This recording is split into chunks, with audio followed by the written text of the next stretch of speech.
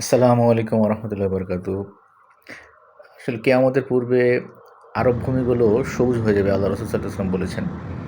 তো সেক্ষেত্রে আমি নিজে এই ভিডিওটি ধারণ করেছি। মক্কা থেকে আমরা মদিনায় যাচ্ছিলাম। প্রায় ৫০৯ কিলোমিটারের মতো পথ।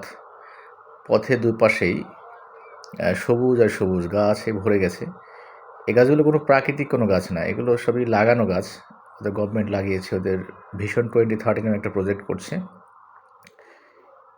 এই গাছ লাগানো খারাপ কোনো কিছু না। কিন্তু আল্লাহ রসুল সাল্লাল্লাহু আলাইহি ওয়াসাল্লাম যে ভবিষ্যদ্বাণী করে গেছেন তার বাস্তব প্রমাণ আমরা দেখছি, এবং ভিশন 2030 নামে ওই দেশের যারা ক্ষমতায় আছে ওরা যত ধরনের অন-ইসলামিক কাজ নরমালাইজ করার সমস্ত ব্যবস্থা করে দিয়েছে।